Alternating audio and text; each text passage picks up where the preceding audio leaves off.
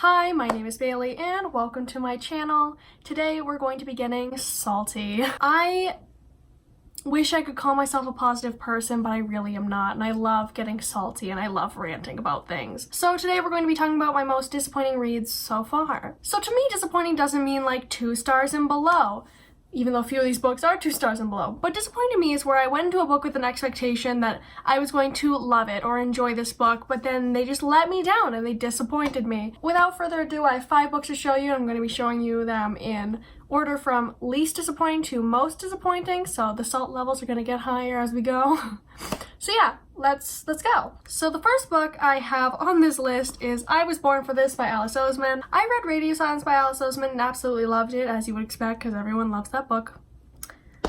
I'm not unique. Because I liked Radio Silence, I picked up I Was Born for This, and as you can tell, I didn't enjoy it. So I gave this 3 stars, I do believe. It was so boring to me. I went into it expecting it to like have that emotional punch and like that feeling of connection to me like Radio Silence does. Like Radio Silence, you read it, it doesn't really matter who you are, it'll connect you in some way. I feel like everybody finds something to latch onto in that book, and the characters, you just like, you kind of fall in love with them and you really care for them. But this book, I didn't like either of the main characters really. I thought they were both just kind of flat and didn't entice me, and the book in general was pretty boring. Like, it was sold to me as like 2 people from different worlds colliding and building a friendship and bridging their 2 worlds. If you don't know the description of this book, basically it follows Angel, and she is a fan of this band called The Ark, and it also follows Jimmy, and he is one of the musicians in this band. It's like kind of supposed to be showing like fan culture and the fan mindset, like the 2 sides of it, like the actual artist and the actual fan of it, how their mindsets are, how their lives are. Yeah. I expected them to meet really like early on in the book and it'd be more focused on their friendship and their connection, when in reality it really wasn't. Like, they didn't interact until well over halfway through this book. I think probably like 2/3 of the way into this book, so it was like really boring for the first like 2/3 of it, and then the end was pretty dry as well. I didn't really connect with any of the characters in this book, which is very different to Radio Silence, because even the side characters, as you read, you feel like you have a connection to them and you want them to have a happy ending as well, you know what I mean?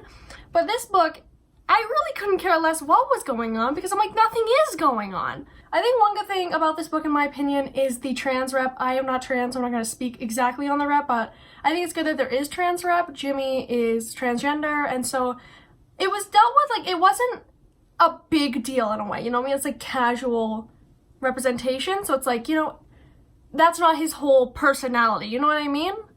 I liked that portion of it, but in general, this book was disappointing. I do hope to read more of Alice Oseman's work, but this just wasn't it for me. The next book I have to talk about is Eliza No Monsters by Francesca Zappia. This book was sold to me as Radio Silence-esque. This book and I Was Born for This have a relation to Radio Silence and letting me down. Oh no, don't try to live up to Radio Silence really is the message of this video. But people always say, like, if you like Radio Silence, you'll like this, or if you like this, you'll like Radio Silence, which I just didn't see it. Like, I saw the resemblance to Radio Silence in the plot points. I rated this book 3 stars, and that's like a low 3-star. This book in general to me just didn't, it was just like, I wouldn't say boring per se, but it was just not it for me. Like, I read it, I didn't like any of the characters, I didn't like the relationship. The main character just got on my nerves. The mental health rep, while I see that some people obviously have resonated with it, didn't resonate with me, didn't strike a chord. And in general, I thought the story wasn't it for me, and it definitely did not live up to Radio Silence. While I do understand where the comparison is, I don't think it's the same. This book follows Eliza, and she is the creator of a popular webcomic called Mantra C. And one day, this kid named Wallace, who is a fan of the webcomic, transfers into her class, and they become friends, and then eventually they start a relationship, and it follows her sort of anxiety and her issues around her webcomic, and her also issues with wanting to stay anonymous as the creator of her webcomic. Bad description, but I don't care enough about this book to say a better one. The next book I have to talk about is Down Among the Sticks and Bones by Shauna Maguire. This is the second book, technically, in the Wayward Children series. I've only read this book. It's like a prequel. You don't really need to read the other ones to read this one, so I didn't. So I rated this book 3 stars. The reason I was really, had high expectations for this book was that a lot of people hyped this up as their, favorite book in the Wayward Children series, and has really good rep and whatever. They really like this book, so I was like, oh, maybe I will. And I read it and was just all out kind of disappointing. And I would have to go into extreme spoilers, so I think in my wrap up for July and June, I do go into spoilers, so if you want to see that, I'll link it in the cards. But basically, there's a character death, and then there is no justice for that character death, and it really, really bothered me because I'm like, I would have to tell you context, but if you've read the book, you would understand the scene. I don't know if you'd agree with me on my view of it, but it felt not unnecessary, but I found it interesting how characters reacted to it, and there was no justice for this person's death when there most definitely should have been. And so that really put down my rating. I didn't like it. It really put me off, because throughout the whole thing, it wasn't a 5 star, it was probably like a 4 star because I love the writing, but that really, really put me off, and that really upset me, so.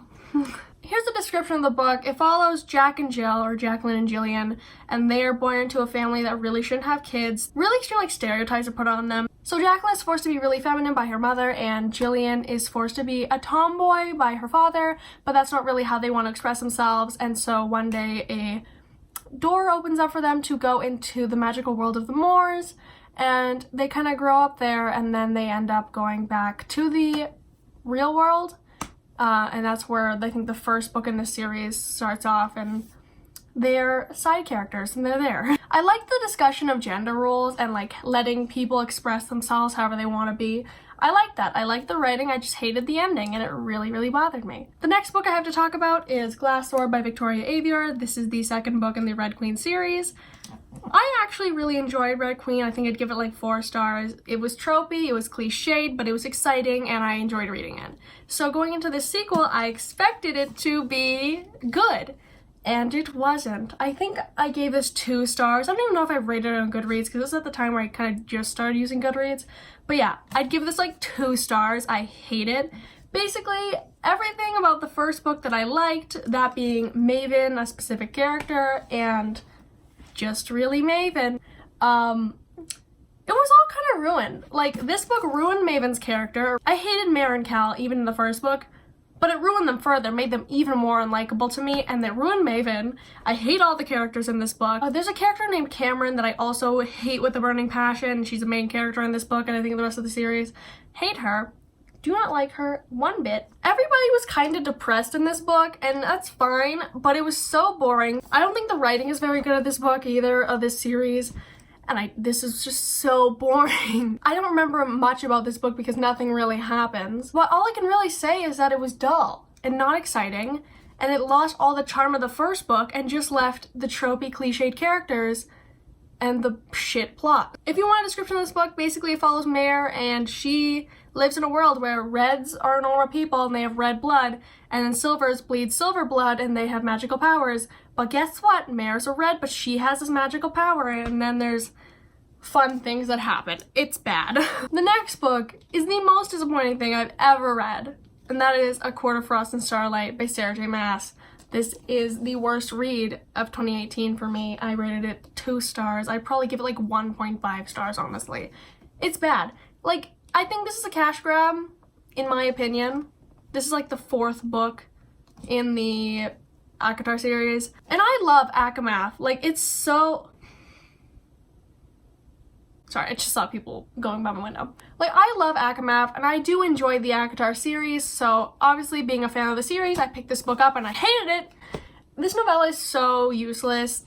Nothing happens. It's terrible. Basically, in the series, we kind of build up Feyre, and from the first book, and especially in the second book, I find, it's Feyre's trying to be her own person. She wants to be strong as her own person, but then you get into Akafas, and that's all gone. So I'm gonna spoil the series a bit here. Sorry. She becomes the High Lady of the Night Court, ruling beside Rhysand, and she's the first High Lady, so it's feminism be a high lady. But then this whole book, she says a line in this book, which is, I'm now high lady of the desk. She's literally, all of the power that she's built up for herself in this series, being a strong person, taking charge, she's literally aware, self-aware that that's all gone and that was all irrelevant because she's high lady of the desk, just waiting for Rhysand to come home and have sex with her, because that's all they do really in this book. Rhysand, we have a POV of his, really ruined his character for me because all he thinks about is having sex with Feyre in this book, while he's out doing actual High Lord things, and Feyre just sits at home like a little housewife. Like, it's the worst book I think I've ever read. All she does is shop, wine, and sit at home and have sex with Rhysand.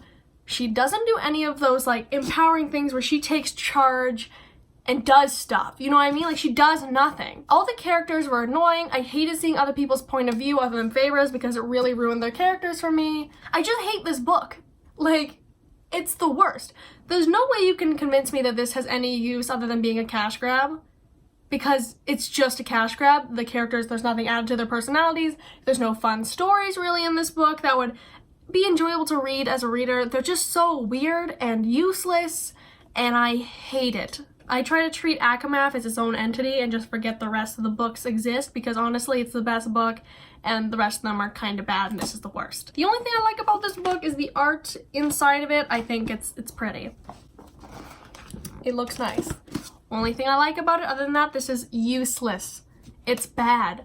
I would actually recommend, if you read this series, to just skip this book because it just taints everything. I just opened it up to a random page and it just says, it's a Rhysand POV, and it just says, the sex had destroyed me. That's just the description of everything that Feyre and Rhysand do in this book. This is the worst book I've ever read. If I keep talking about it, I'm gonna get so angry. I'm already so angry. We're done with that. It ruined the characters, it brought them down to nothing. After we've developed them somewhat through the series, I'm angry. What are your most disappointing raids? I'm curious, because I find it interesting what disappoints people, not what people rate super low per se, but like what people get disappointed by. Thank you so much for watching. My other social medias are linked down below. I've been Bailey. Bye bye.